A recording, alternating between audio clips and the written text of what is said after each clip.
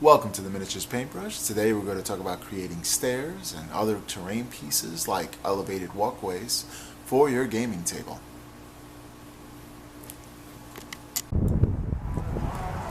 Alright, just got my foam core. Time to put it to use. Here we go.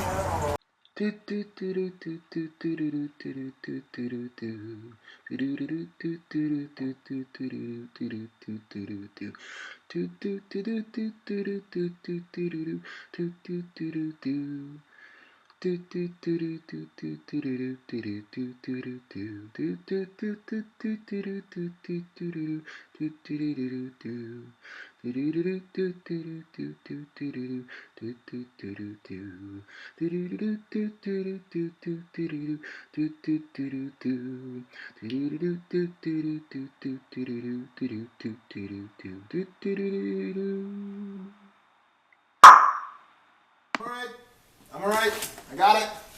I got it. Alright, so we're going to build this material with dollar foam core.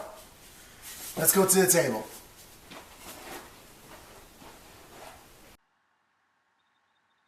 Already another tutorial. This time's a terrain tutorial.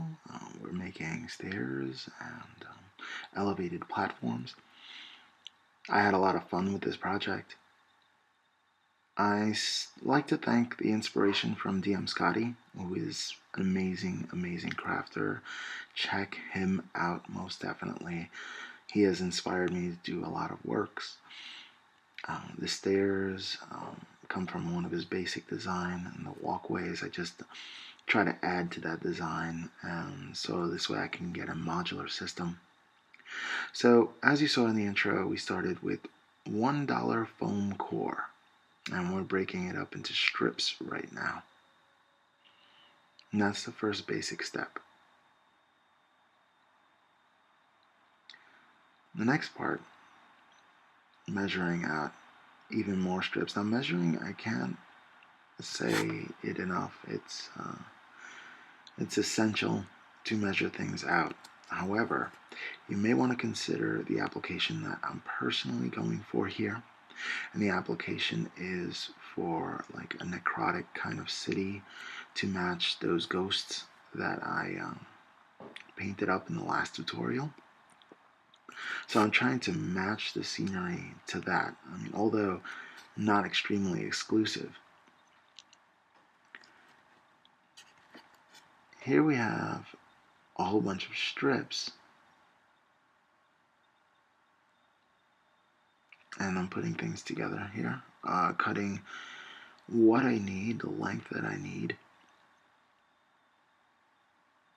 I think I went to 8 inches here, 8 inches long, and I was just trying to get a large walkway.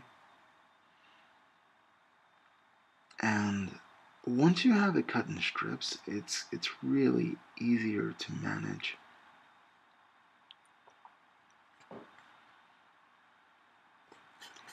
Yeah, crafting is something that I really started enjoying and realizing that I don't have to buy all these terrain pieces by looking at DM Scotty.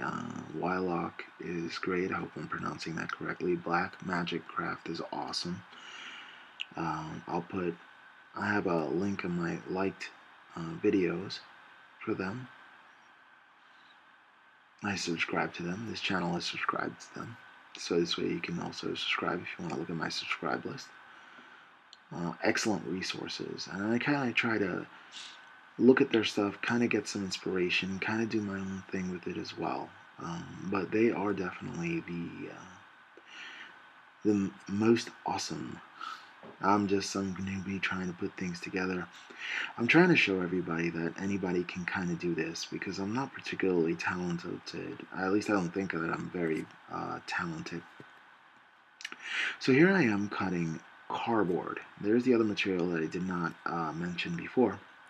And you can get this from any cardboard source. Like buying stores will usually throw out a ton of cardboard. Whenever you buy packages, you can get cardboard.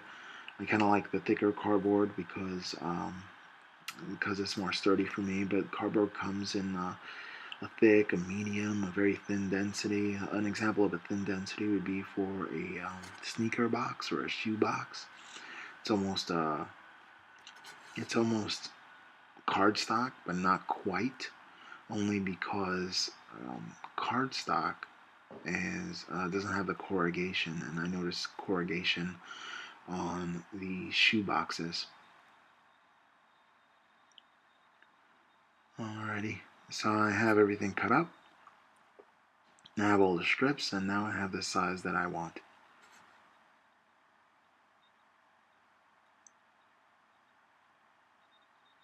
Alrighty. So my next step here is to create stairs. I'm trying to put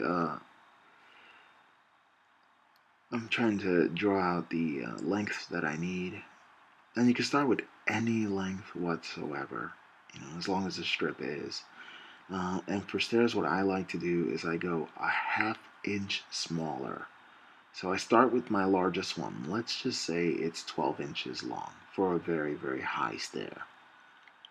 And then I will go into 11.5 for the next strip, and then 11 for the next strip, 10.5, 10, 9.5, 9, 8.5, 8. And you keep on going down. Now what I usually go and stop at is at the 2-inch mark. On my stairs here, I wanted it the same height. So I only cut 7 strips. And that's what I do because I do like the lucky number 7 for me anyway. So that's what I went with. You can make it as tall as you'd like or as short as you like. Also, with the elevation of a ½ inch, I find that miniatures can still stand on the elevation, so you can show that the miniature is on the elevation itself. That is, if the miniature is a balanced miniature where it doesn't teeter easily. If it's a center of gravity or it has a weighted base, then it goes on those stairs without a problem, which is pretty awesome. I do like that because, well, with wargaming, I know you have to measure and distance has to be exact. So you really want to pay attention to where the miniatures are at. So with this, it allows you to place your miniatures wherever you want to place them. Remember that on the back of these foam core, which I like to use a lot, you do have to peel off the top portions of the foam core, and that's the paper on the top. Now I've noticed here I'm using white foam core. I've actually noticed that with black foam core, it was easier for me. I don't know if it's this area or what, but it was easier for me to be able to take that paper off. Notice in the background, what I do is I have this, I have the glue gun, and I glue the pieces on. I do like that ultimate glue gun. Other people's matter of preference. So, and here, what I'm trying to do is that spiral staircase. So I'm just trying to like glue everything together, which is pretty cool. Because this is the first time I ever tried this type of spiral technique. It's kind of new for me. So I kind of try to measure it out with that green stencil you see over there. That didn't work all too well, but I've kind of put them all together and kind of drew out where the steps where I wanted it to be. So this way it can come in within 180 angle. That means it starts off at one spot, and as the spirals, it'll come back to that exact line. If you wanted to draw a line straight through the first square and the last square, the only thing that would change is the elevation and how high it is, but it would be 180 degrees, or you can say a straight line. So after doing that and gluing the pieces together and letting them dry just a bit, the thing about glue gun is that glue dries fairly quickly, so you have very little issues with that. What I did was take a new blade to my hobby knife, and I cut around the outer edges of this staircase just to try to round them off. And I think it really came out very well for my first shot at trying to do something like that. I also put it next to things to make sure that it's even. Sometimes I miscount. Now, when working on the base for this, I decided to go the entire length of the piece and the shape of the piece, even where it's not connecting to the cardboard, where the actual piece is not connecting to the cardboard, just to give it, balance and to make it sturdy on the table. So I cut out the piece of cardboard to match. Again, this is a ruined city, so I'm not obsessed with perfection. Although, if it was something like an elven city or something where, the people that live in this terrain would pay attention to every slightest detail, maybe a dwarven entryway, then I would definitely measure twice and try to cut as precisely as possible. But since this is more for like that necrotic scene, or even I'm thinking a sewer system of an old kind of sewerage passageway or something like that, something that's a little corroded and very, very old and neglected. So this is definitely something that you do not have to be perfect with in this particular application. So once I have the piece cut out, I glued it onto the base and I was ready to go. I have a lot of pieces here. Now keep in mind that all the pieces that I've created, every single one of those pieces was made from $1 foam core. So it's just $1. This was one sheet. Alright, here is one of the finished products with a lot of dry brushing, a lot of etching. I'm going to take a piece that has no etching whatsoever, and I'll show you how to etch out any kind of design. Now, you could do bricks, or you can do any kind of design you want. Kind of like this design for mine, where it's two big blocked squares and one strip. And then along the side, what you're going to do is you're going to put in bricks. So this way you can cut. Now I try to freehand some of this for the first one, but I've also resorted to using a ruler to be able to do that. And for rulers, I do like Westcott. That's the brand that I use for rulers. And to be particular, the ones that are see-through and have the grids, I like to see through to the other side. They're very flexible. And I have a whole bunch of these. I have the 1-inch thickness. I have the 2-inch thickness. And this one I use a 1-inch thickness just to gauge where things are. And I'm not very particular. So every 1 inch, what I did was drew a line. Then over the top of each line, I drew a smaller line parallel. I freehanded that. Again, it doesn't have to be perfect. These are weathered stones that have been there for, in my case, I would say about at least 100 years. That's just an assumption there. And even if you make mistakes with this later on for the weathering process, where I get some chunks of styrofoam out of here, saying that things have crumbled, I just, pull some chunks out and create some cracks wherever you can make a mistake. So if you make a mistake, oh no, it's not the end of the project, It's actually adds some patina to it. Like, it has a story. Oh, this is where a giant threw his club and it cracked the surface, or I don't know. I mean, when you play games like this, you tend to have an imagination and kind of let it go wild and have fun with it.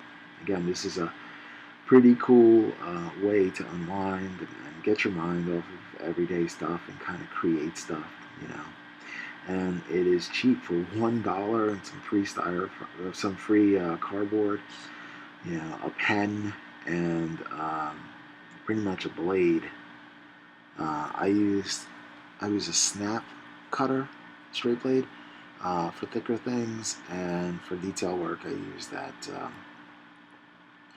use that hobby knife, and I like to use personally I like to use the gold standard X-Acto knives. I buy that brand, and I think the handle was a Stanley. But I do have an X-Acto blade as a backup, a holder as well, just in case. You never know when life might call for an X-Acto knife or a hobby blade. Never know. So here I am on the side. Since I put together all the foam core pieces and stacked them and glued them, it's really easy to make brick form patterns on the side. It is, it can't be easier. Just alternate each row. I took an X-Acto knife and made it a little deeper. The recesses there, I try to make it a little deeper. And then what I usually do is like pick out pieces of the side just to create holes. And I use different tweezers for that, smaller holes with smaller tweezers. And you see how it cracks, like a chip here and there. And then I draw in some cracks wherever you want. That makes it really easy to add some kind of weathering to anything that you're doing. And my thing is definitely going to be weathered because that old theme that I have going on. I'm really looking forward to using these pieces for a battle report. I'm trying to do a battle report. I don't know how to war game, and my wife so graciously is trying to learn how to war game with me, although it's really not her thing. But I just want to learn how to play a simple game, like a gateway game. I think I'm going to start off with Malifaux, and then I'm going to go into the Age of Sigmar. The reason why I'll go into Malifaux first is because I have a painted up set, a starter set, and I also have some hired swords from the mercenary faction, and I want to paint those up too. Now, Malifaux models are tricky to build, so be careful with them.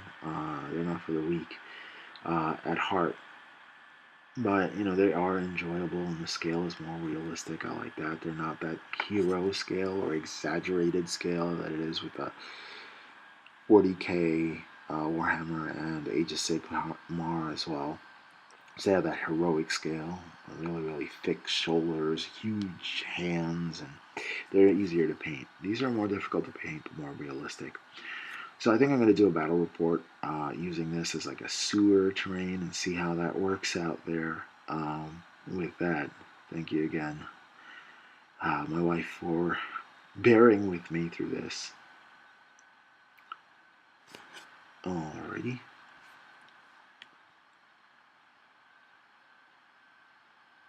So I definitely never thought I had enough talent to do any of this stuff that you're seeing me do right here at all. And you see that it's not perfect whatsoever. So I'm just super grateful that I have this amazing opportunity to show you how simple it is to kind of put things together. And it's very, very low.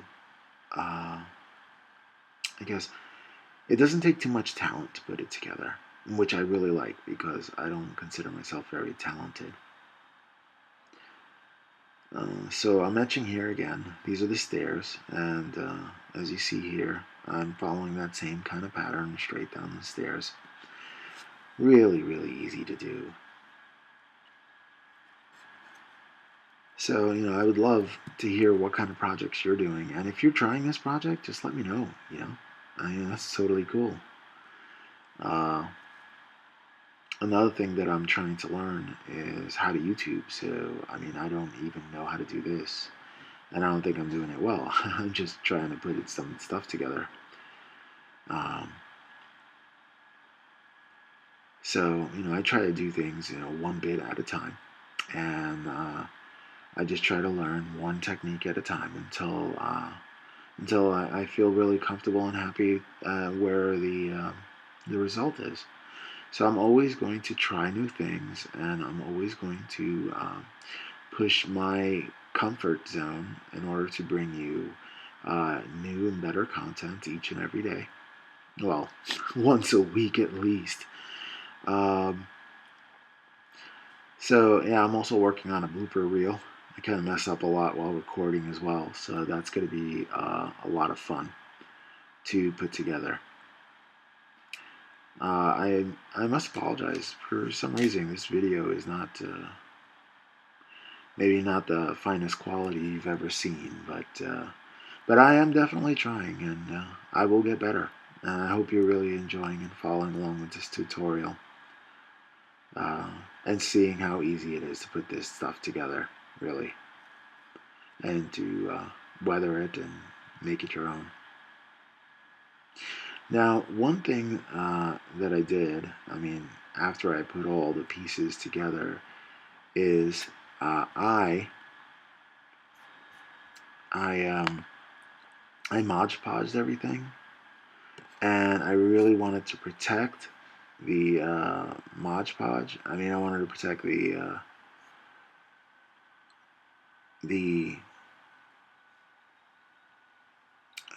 I guess the surface area, and I really wanted to protect it well. I only did one coat of Mod Podge to protect this, and I don't know if that's going to be like the best idea to do it that way. To have only one coat of Mod Podge, simply because if you're trying to go for that exact look, non-weathered look, you are going to need to never use aerosol on styrofoam. Aerosol sprays eat styrofoam. I mean, it literally melts it. Now, for this application in particular, I kind of wanted to go for like that sort of melted, sort of, the terrain has been walked on so much that, there are pits in it and everything. So, I went for that kind of look. So what I did is I covered everything in this Mod Podge, and you can use white glue just fine. I'm just actually trying to work with Mod Podge and see how it is. And I'll tell you one thing, it did get that effect. I did a light dusting of uh, flat black. I did a light dusting of flat black throughout all of these pieces after I Mod Podge to try to protect it. And when I Mod Podge, I kind of do it with a lot of water. I kind of cut it in there, and then just glob it on and kind of spread it out and try to get into as many cracks as possible. I kind of don't want it, when I knew that I was going to spray it, I kind of didn't want it to melt too much, so I'm really loving this piece right here. This little stairway is just an experiment, and I want to like go for it. Right, I'm just gonna experiment right here on camera for you guys and see what happens. They kind of work out pretty well in my opinion. And I had to be really careful with the tweezers. I used a small tweezer, and I went very gently on weathering this piece, because it's like I wanted to be kind of gentle with it. I don't want to mess it up at all. So I'm working on several things. I'm working on a car as well. I think you can see it in the background, or you saw it in the background at least. It's a Toyota race car, and I might review a new material called Decal Fix that my wife bought for me. Thank you. And definitely going to try to use that to show you how to put on decals.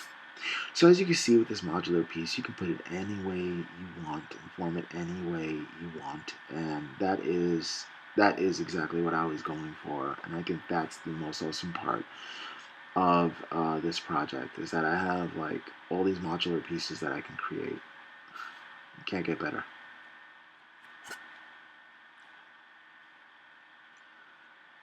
So there's going to be Mod Podge and protection after I glue on some banding. Now, when you work with cardboard, there's going to be the corrugation that you see on the side of the cardboard. And if you're not happy with that, seeing that, what I took was acid-free backing that I got from comic book backboards that I had from collecting comic books when I was a kid, and I had it for years and years and years, and I had no idea what to do with it.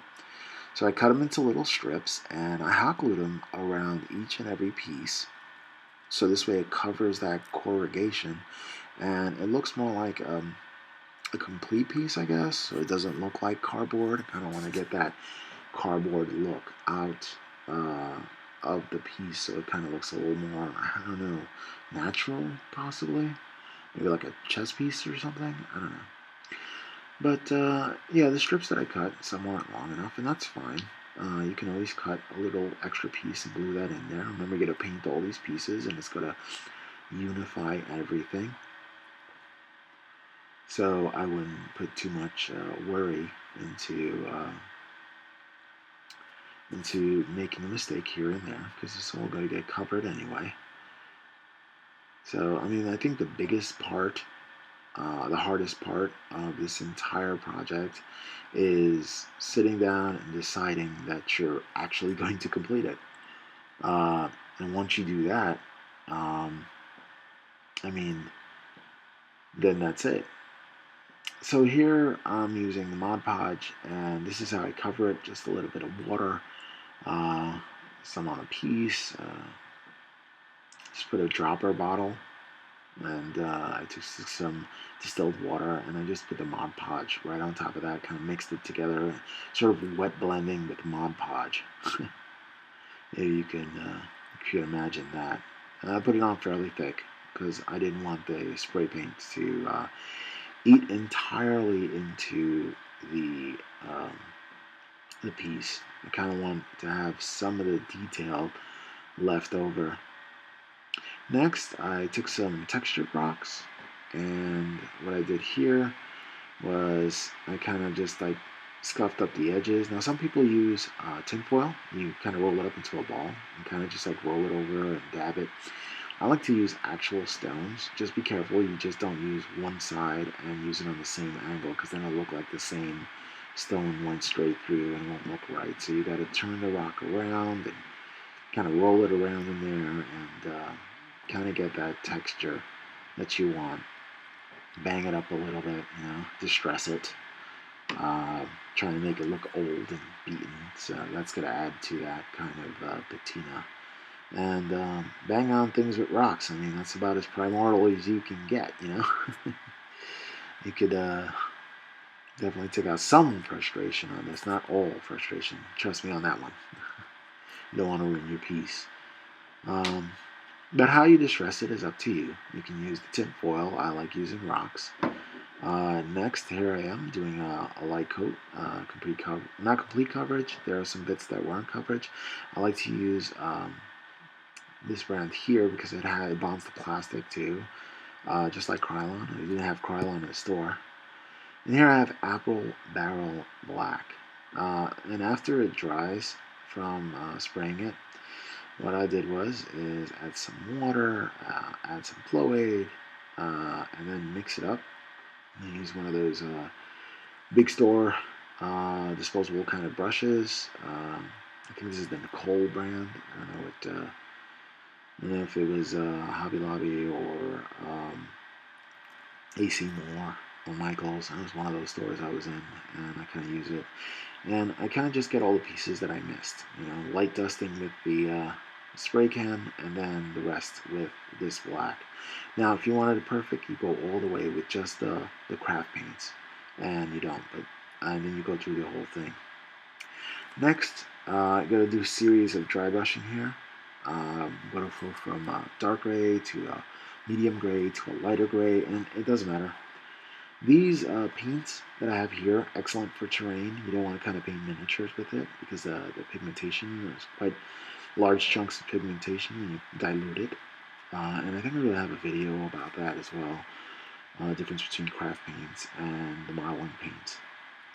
And I'm going to dilute them and paint on something and see how it comes out. But when it comes to terrain, I know it's like the cheap and easy way to do it. I think I paid 50 cents per bottle of these things. So, I mean, when it comes to affordable, can't go wrong there. Now, for dry brushing, I like to use a fan brush. I bought that in a Cole series. It was, I think it was, I'm thinking about like $7 without a discount. And with the discount, I think I paid like $4 for an entire set of these brushes. Very reasonable. Now, with dry brushing, you don't want to get into the nooks and crannies and the crevices. You kind of just want to go over the surface area of it. And the darkest color, you want to go over the most surface area. So anything that's not a crack or the fine line, you kind of want to leave those black. And anything that's a surface and not a recess, you kind of want to hit with this darkest gray first. And what a fun project. What a fun project. This piece right here, I am so proud of this little piece right here. It's silly, but it's good. It gives me so much enjoyment that I actually did something, you know, and it came out all right. So I'm really happy with it. I'm sure in a couple of years I'll be like, oh my gosh, I can't believe I did that. Because as an artist, if you keep doing this stuff, you got to get better. So if you look back in the years, you're like, oh man, I remember when this was like the bee's knees, the top of the line that I can do, and then you just get better. So it's like, no, I can redo that, or I can do that again. And that's what's going to happen. That's typical of artists. Never compare yourself to other artists. Compare yourself to how you were yesterday, and you just keep getting better. If you're comfortable with that, you'll go long. You'll go far. So, I mean, after the deepest tone of gray and you got the surface area, the lighter dry brushes, you kind of want to get it, be more sparing with it. You don't want to like completely cover every flat area. You kind of want to go and just get most of it, leaving some of that original gray in there, because you want to have that black. You can see the black in the recesses. You want to see the dark gray, and you want to see like those layer of tones. And that adds interest to the piece. You kind of look in it and you see, oh, wait a second, is that just painted one color gray? It's like, no, it's not. I mean, there's several grays in there. So with medium gray, you're catching most of the area, but not all of the area, if that makes sense. So be diligent not to, again, don't stab your brush. You kind of want to draw it over there back and forth, and you kind of don't want to go with a wet brush. You kind of want to just take your brush and wipe it on something until it doesn't come out totally, and it's like, I guess, wet but not saturated. And then you just gently go over the top, and then as the paint, since there's not a lot of paint on the brush, starts going away, you kind of get more aggressive. Again, never stab. I never stab. I kind of just gently go across with this brush. Now, there are some brushes that you can stab, and they're made for stabbing. I don't have those brushes. I don't have those brushes. I guess not yet. I have quite a few brushes, but I've never come over the need to actually have a stippling brush just yet. I guess when I do larger terrain pieces, it'll definitely come in handy. Another terrain inspiration, Luke Affordable Apps. Great site, great site. And he really tries to do terrain on a budget, and he's pretty awesome. Definitely an inspiration. I kind of want to do a couple of pieces and put my own spin on things, as I do from inspiration from his work as well. And so I don't have a lot of I have a lot of inspiration. I don't have a lot of I guess a lot of downtime where it's like, oh man, I don't know what I'm going to record next. I'm like, oh my gosh, I have like so many things that I can do, and I'm just keep writing them down and say, okay, today, this week I'm going to do this, or this week I'm going to do that. Now these tutorials, they do take a very long time to put together. So if you are a YouTuber and want to do a tutorial, that's a warning right there. Alright, so let's get back to the piece at hand. This one's the lightest gray, and you want to be very sparing with that. You want to be able to see the lightest gray, but you don't want it to overwhelm the piece. You never want to glob any of this stuff down. And I'm using this. I have a newspaper down on my table there, painting table, and I kind of just like use that just to wipe down the brush and get it pretty dry before I hit it. And I just try to pick out the edges. Definitely the edges. I left the base alone with that cardstock that I have down there. I left that alone just to have it black. And if you paint over it, that's not a big deal. You can always go over with another black to reinforce those lines. And there you go. I mean, it's starting to really, really shape up. Now it's time for some basing materials. Now for these stairs, there was that cardboard on the bottom, and I just literally took road gravel. Like I went to my local road, and I walked down the side of it, and I picked up a whole bunch of rocks, and I scooped it into that container right there. And oh man, it's awesome because the finer the grain that you find on the street, like it's almost like sand. It looks like sand, but you get it over to the miniature table, and it's like, oh wow, these are like huge chunks of rocks and varying size of rocks, and they're free, so that don't cost you a penny. That's pretty awesome. Here I tried to use a little bit of Floyd, a little bit of distilled water, and some white glue to put down these basing material rocks. Now I'm not gonna go crazy with the rocks itself. You know, I'm not gonna do too much. I mean, you can go as wild as you want with the basing materials. Here is a stairs that kind of cracked. I kind of pulled it off another base, and it kind of like it literally came apart. So I kind of used it anyway because I wanted that worn, weathered look anyway, and I was gonna put crumbled rocks in there, so it looks like it just kind of like fractured and kind of like broke off. And here's that area underneath the spiral staircase. Kind of want to do something with that. I debated. There's a lot of things you could do with that. You could put little spiders in there, put a miniature in there. I don't know, anything. Put like a little treasure in there. I don't know. You could have some fun with it. Almost like a diorama kind of piece. But I just want to kind of plain Jane. I was going to put some static grass in there, but it didn't make sense that it's like some kind of cavern and there's grass growing. Maybe some mold at some point. But I could do that with an airbrush later on if I want to. Right now I just want to kind of keep it simple. I wasn't thinking about it too much. Whenever you're basing material and stuff like that, kind of want a plate underneath or something underneath so you can catch the additional material. I didn't think of that, so it kind of made a mess. It's not my first time either. I did it with kitty litter on the last tutorial. I don't know. Sometimes I don't remember my mistakes, and it's okay too, because the entire process is fun. Alrighty, well here are the finished products. I am so happy at how these came out, and pretty amazing stuff. Like, I love it. I love it. I'm really, really happy at all the pieces, and it only cost $1.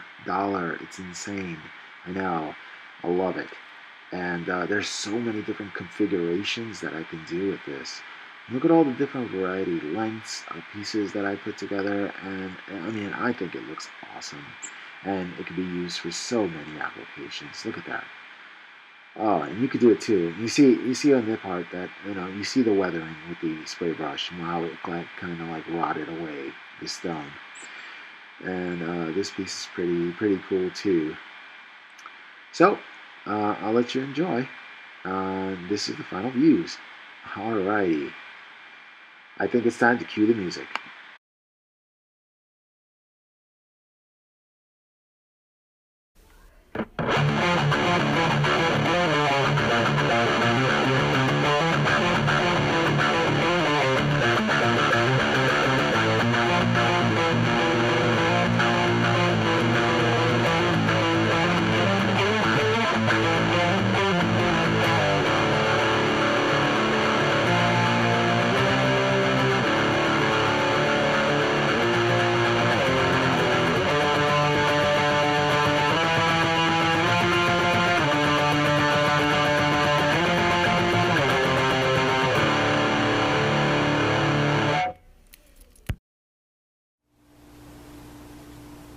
Oh, hey.